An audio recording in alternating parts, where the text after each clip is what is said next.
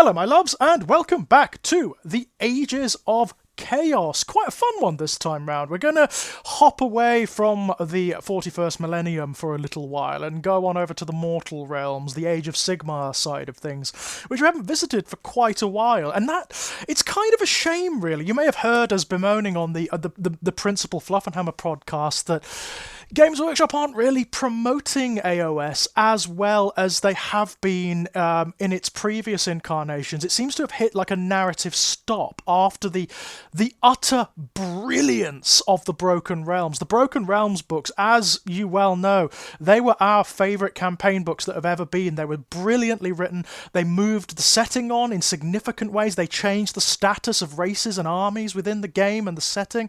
They were brilliant. But after the incredible promise of the release of 3.0 with the Dawnbringer Crusades, which is a brilliant concept, by the way, all of that stuff going on, it's just juddered to a halt.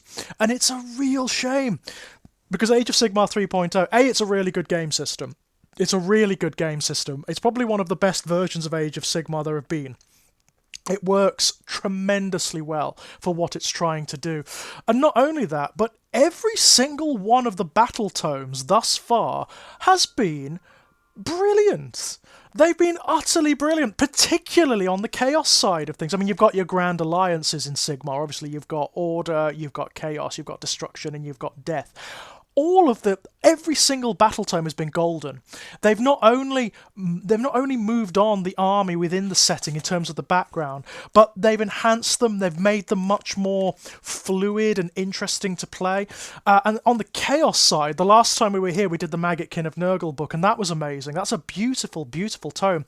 We now have one of my favourites. This one competes with the Hedonites of Slaanesh for me in terms of my favourite armies in Age of Sigmar. We've got the old classic, the Disciples of Tzeentch. Long-time fans of the Ages of Chaos will know that the Disciples of Tzeentch book really was the very first one in Age of Sigmar, way back when, that defined and ratified the position of the god-specific forces in Age of Sigmar. It wasn't the first of these books. I think the first of them was the Blades of Khorne, but it was the Disciples of Tzeentch that really set the tone and timbre for them, because every single one of these books has been brilliant.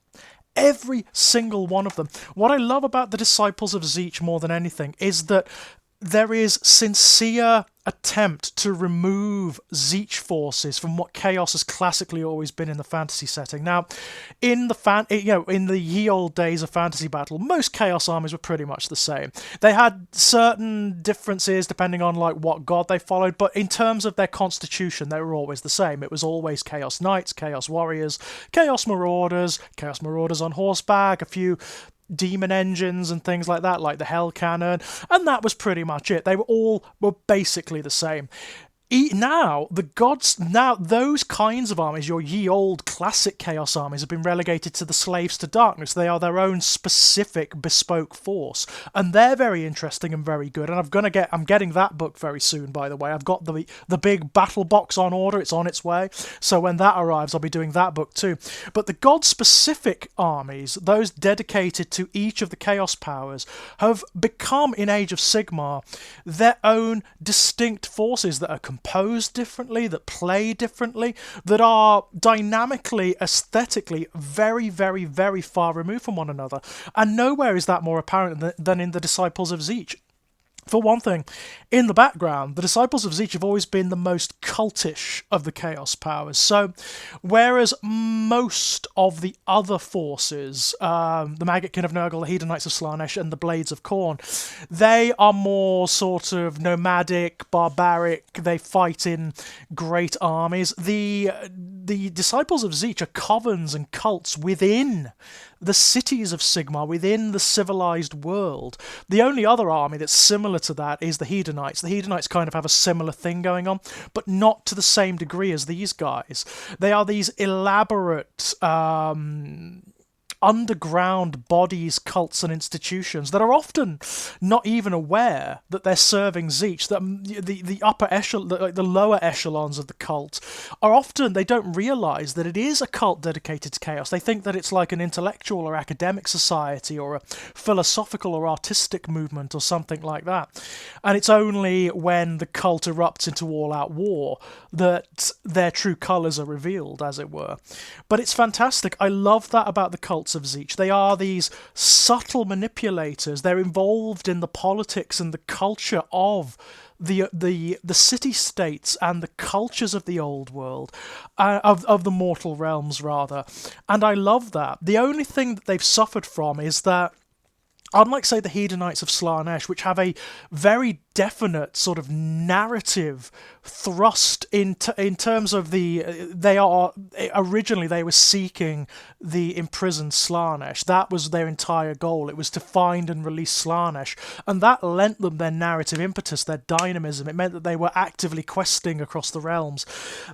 The disciples of Tzeentch were a little bit more staid in their previous incarnations. They didn't have although they were working to undermine the roots of civilization in the old world and throw everything into anarchy and so on and so forth, they never really had a definite narrative thrust within the setting. Now, with this new book, they do.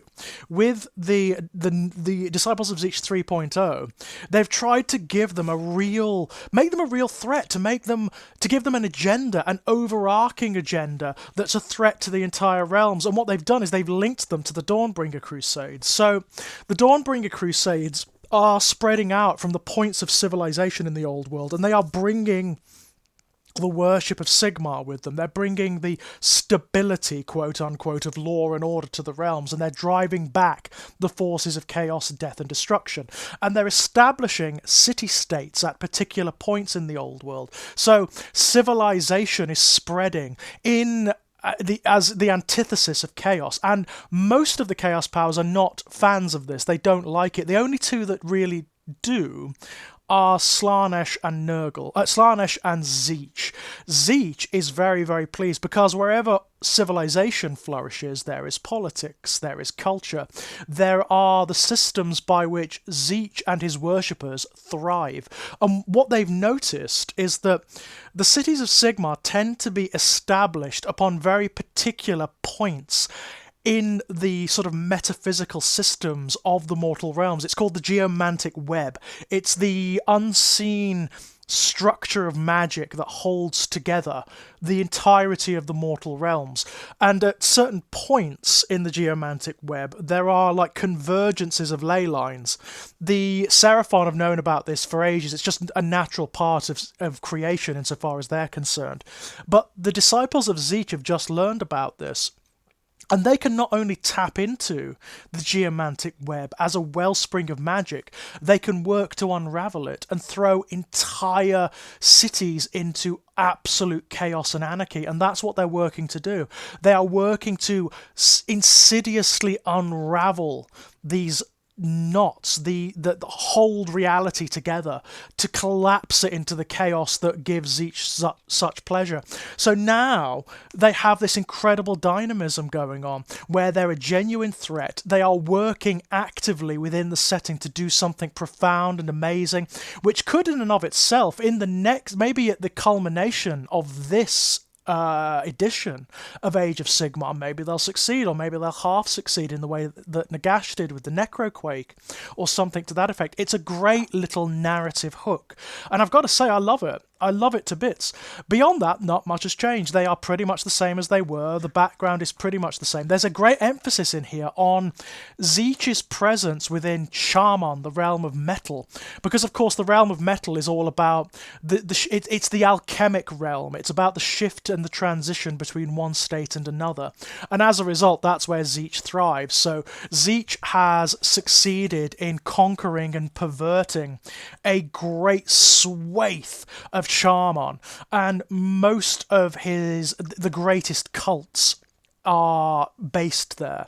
Beyond that, there's not much that has changed. They are pretty much the same as they were, and that's all good. That's all good. I've always loved the background for these guys. The fact that they are much more insidious and subtle than the other hosts of chaos, the other cult legions and whatnot. I love that to bits. And that aesthetically, they're so far removed from other Chaos forces. They are one of my favourites. There's no doubt of that. In terms of the way they play, this book, it's clear that what they've done, one of the big problems with these cult books, these God-specific books in previous editions, is that they didn't balance out with one another. I don't mean that in terms of game balance, I just mean that in terms of structure. So there was no standardized format between them. So one book had its own format, another book had its own format, and the other had another format. So they immediately out of the gate they were unbalanced. One book always had more than the others. And in fact, in the last edition, it was the Disciples of Tzeentch that had way more going on, way more special rules, way more agendas and missions that you could perform. It had so much going on. And that made it, not only did it make it slightly unbalanced, that's another problem that the Disciples of Tzeentch have. They've always been really powerful. Certain builds of the Disciples of Tzeentch in games of AOS, they're a bit like the Votan in 40k, or like the Imperial Guard, the Astra Militaria are now. They can be rather OP, as it were. But what they've done with this book is they've refined it down a little bit. Most of the special rules are actually the same. They all have the same battle traits. They've got their Masters of Destiny, where you roll 9 dice at the beginning of the game, and they are your Destiny dice, and you can use those rolls at particular points in the game instead of rolls that you make. It's really cool. They've got a new special rule which is really interesting, which is arcane armies. And this is absolutely brilliant. And again, it is quite powerful, this. What it means is, at the beginning of the game, one of your wizards can, for free, without a roll being made, gratis summon an endless spell to the battlefield, just like that. And that is pretty damn powerful, I've got to say. That's a very nice freebie at the beginning of the game. Most people are going to be going for what's it called? The book with the eyes? Is it the Tome of Eyes or something? Yeah, because that is a wonderful buffing spell for your wizards in the game. So most people are going to be going with that. That's a lovely thing. The Locus of Change is still the same. It's just been refined a little bit. Your change covens, so you've got ways of customizing your army to represent one of the different covens and cults that exist out there, or one of the demon hosts of Tzeentch. There's less of them now. They've been refined down so they're not so complicated, and they are equivalent to what you find in the Maggotkin of Nurgle book. So that is actually, even though you've lost a few bits and pieces here and there, it's incidental, it really is, and it makes playing and composing the army much simpler. You've got your Summon Demons of Tzeentch, so this is cool actually, this is fun. You receive fate points throughout the battle, and all of the god-specific books have this, and they're all different depending on the nature of the god and demons in question. So the Demons of Tzeentch, you gain fate points every time a casting roll is successful and a spell is not unbound, basically. And that's from your side and from the enemy's side. And given how reliant on magic most games of Age of Sigmar are, you're going to be accruing those pretty fast. There are ways of also just getting fate points by casting certain spells, using certain items and whatnot. So that's really cool. You're going to be able to summon demons to your cause. And this is particularly good with the Guild of Summoners. The Guild of Summoners are one of the more interesting change covens in this book. They have the ability, basically, Lords of Change, normally it takes a long time to summon a Lord of Change, basically. You need 30 fate points to summon a Lord of Change, which is a lot. It's going to take a long while. In a Guild of Summoners army, the first Lord of Change costs, I think, 9 points or 19 points or something like that, which is a steal. It's an absolute steal. And then the cost goes up incrementally, but it's always cheaper than it normally would be. So in a Guild of Summoners army, you can have multiple Lords of Change running around. And given how powerful Lords of Change are in this game now, that's pretty damn good. And also as a modelling, as an army, if you've got multiple Lords of Change, that's going to look great. So colourful, so much fun. One of the other new special rules is Legions of Chaos, which is the same as it was in the Maggotkin of Nurgle. You can take a certain number of Slaves to Darkness or Beasts of Chaos in this army without it impacting upon the special rules or your ability to take certain items and stuff like that, you know? It's a really, I mean, it makes building armies in Age of Sigmar really fun. Really fun. You can customize them to your heart's desire. You can have pretty much what you like in a Chaos army. And that it's a lovely thing. It makes me sad that Age of Sigmar is not as popular as it should be. I've got to say, I've never been as interested in the fantasy battle setting as I have in the science fiction setting, as in 40k. But I've got to say, the Age of Sigmar game at the moment is really good fun. You've got your standard number of command traits, and you've got 2 types. You've got one for the mortals and one for the demons, which is really cool. You've got, again, the same with the artifacts of power and the demonic treasures. They're all, most of them are based around casting, obviously. They're based around making your casters better wizards. That's what it's all about. They are one of, alongside the Lumineth, they are one of, magically, the most powerful armies in the game. You are going to be casting, and you're going to be getting multiple mortal wounds per turn, per magic phase. And that's what makes them so interesting. That's what makes them so powerful. 2 spell laws, as before, one that's for the mortal and arcanites, and one that's for the demons. Very, very nice. You've got your different change covens, all of which have been refined down massively. They're pretty much the same as they were before, but they've only got one special rule now, which makes it much easier to use them. The ones that are probably going to be the most popular are the aforementioned Guild of Summoners, which is insane. It's 9 fate points for the first Lord of Change, so you're going to be able to summon a Lord of Change in the first few turns. That's pretty mad. The Pyrophane cult is amazing. The sole agenda of the Pyrophane cult is the utter immolation of the mortal realms. They wish to engulf Axion, warp fire to melt Shaman, to burn away the mists of Shyish, and turn glorious Azir to ash. The flames they send propagate fast, feeding on strife as true fire feeds on kindling. Some even walk as an inferno themselves. So the way this works, they've got a special rule called Arrows of Tzeentch, and what it means is every time your Kyric Acolytes use their Sorcerous Bolts, you roll a dice every time any wounds are caused, and on a 5+, you do an additional die 3 wounds. So you load up with Kyric Acolytes, which you're probably going to be doing anyway because they're just such a really good little troops choice. And you're going to be doing multiple long-range wounds and mortal wounds. It's really damn good. It's really good, actually. Yeah, the Path to Glory is fantastic in this book. There's a lot of fun to be had. There's bespoke battle plans and missions. They've refined down massively the War Scroll Battalion. So there are 2 big War Scroll Battalions that are made up of miniature War Scroll Battalions. There's the Fate Legion, which is the demons, and there's the Arcanite Cult, which is the mortals. And they are really easy to use, really easy to put together, and give some very interesting benefits. So the Fate Legion, which is the demon one, that has the Storm of Demonic Fire. So great is the roiling tide of warp fire surrounding Tzeentch's demonic hosts that to merely stand in the demon's presence is to risk being set alight. Those who burn swiftly can be reckoned as the lucky ones. At the end of the charge phase, roll 1 dice for each enemy unit within 9 inches of any units from this battalion. On a 6, that enemy unit suffers die 3 mortal wounds. So, basically, it's a way of getting a minor advantage in the charge phase, because demons of Tzeentch are not necessarily that great in close combat, so that's a way of getting mortal wounds off immediately. For the Arcanite cult, it's the Boon of Mutation. Enemies of an Arcanite cult are under the constant threat of mutation, the unluckiest of them ending up transmogrified into a Zarngor. That sounds alright to me. I like Zarngor. They've got feathers and beaks and they look great. I'm all in for it. And they've got like luminous skin. They're brilliant.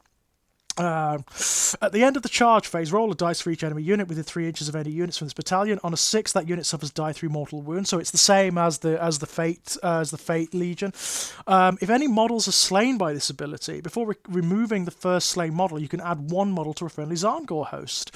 So it's a way of not only inflicting mortal wounds, but of boosting Zarngor hosts as well. In terms of the actual War Scrolls, everything has been simultaneously refined to make it easier to use, but also boosted massively. Kairos Fate Weaver here, he is an absolute beast. I mean, in terms of magic, the only things that are better than him are things like Teclis and Nagash, the god tier monsters. He is an absolute beast. He knows 3 spells. He knows all the spells from the Tzeentch demon table. He can cast 3, he can unbind 3, he can fly. He's got the Beacon of Sorcery, so he adds 1 to his casting, dispelling rolls, and unbinding rolls. And also, he gives that benefit to friendly Tzeentch wizards around him. He can steal the spells that he dispels. He's got his Oracle of Eternity ability, which is really, really cool. Basically, you can add to your destiny dice with this, which is a brilliant ability. His mastery of magic is mad. So basically, when you make a casting, unbinding, or dispelling roll for this unit, you can change the lowest die 6 to match the highest die 6. So he's hardly ever going to fail. He's hardly ever going to fail casting. He's an amazing character, is Kairos. Love him. And the Lord of Change. The Lord of Change ain't much different, to be honest. It's got most of these abilities. It's just not quite as punchy. It doesn't have quite as many boons. Almost everything has been boosted just a little bit. The horrors have been refined a little bit more. So you've still got the spell, the split ability, but you have to choose at the beginning of the battle which one you want. So you can either have them split, or you can have a rule called Petty Vengeance where they explode and deal mortal wounds. It's brilliant. Absolutely love it. Flamers, Gaunt Summoners, oh my god, Gaunt Summoners now are amazing. You're going to be taking these guys. Not only are they brilliant spellcasters, but they have these abilities. They've got the Lords of the Silver Towers. Basically, once per battle at the end of a phase, you can pick one enemy hero that is within 9 inches of this unit and that made an attack that targeted this unit in that phase or caused any mortal wounds to this unit with an ability or spell in that phase. Okay? Even if the wounds or mortal wounds were negated, if you do so, roll 2d6. If the roll is greater than the wounds characteristic of that hero, the hero is removed. There's no save, there's nothing. They are spirited away to the Silver Tower, and that is it. They're done. It's only once per battle, but if you plan that right and you get it off, you can disrupt the opponent like you wouldn't believe. They've also got the Silvered Portal, which basically means that they can set up units in the Silver Tower before the battle, and then those units can arrive basically via the equivalent of Deep Strike. It's really, they are amazing. Gaunt Summoners, you're going to want a couple of them. Magisters they are exactly what they should be. They are the big Tzeentch champions. They are your Tzeentch Chaos Lords, I suppose, in many respects. Very, very cool. Curselings, there's a new model for the Curselings, and these guys are brilliant too. They are one of the better spellcasters, for one thing, and they can also, again, nick the spells of their opponents with a spell called Glean Magic, which is really naughty. Very naughty indeed. Things like your Zangor. The Zangor, again, they are your punchier, tougher units. They've got 2 wounds apiece, which is really good. They've got a 5+ save, which is really good. They've got ways of evading mortal wounds, which is amazing. They have a ward save of 6+. It's very, very cool, I've got to say. Your Kyric Acolytes, cheap and cheerful. They are as they've always been. A little bit buffer now. A little bit buffer. But yeah, it's a really, really wonderful piece of work, this. I can see Tzeentch armies being really, really popular in the fantasy setting. Not only for their aesthetics, because they look incredible. They look unlike any other Chaos army out there. They're big, they're colourful, they're extravagant, they're elaborate. But they play in such a weird, roundabout, bizarre way. And that makes them fun. That makes them fun. One of the things that distinguishes them is they're almost exclusively long range. You don't really want them in close combat if you can help it, because they're not very good at it. But they are an almost exclusively long range army. Almost everything in the army has a long range attack, barring, I think, what's he called? The Fate Master. I think he's the only thing in the entire book that doesn't have a long-range attack, and he is your close combat muscle, I suppose, in many respects. He's basically a Tzeentch Chaos Lord on a disc of Tzeentch with a fire glaive, and also he has a lovely ability called Lord of Fate, which add 1 to wound rolls for attacks made by friendly disciples of Tzeentch units wholly within 9 inches of this unit. So yeah, he's a brilliant little buffing unit too. It's a wonderful book, I've got to say. It's so well put together. Everything feels considered. Everything feels like it has weight and worth. There are not redundant units in the book, and that is a wonderful thing. It means that putting together Tzeentch armies now in AOS is a barrel of laughs, and that's before we've even got the Slaves to Darkness book, and we have a look at what can be taken from that. That's coming up very soon, by the way, and I've got to tell you, scuttlebutt, the word on the underground is that the Slaves to Darkness book is something pretty special, so wait out for that one, my loves. Until next time, bye-bye!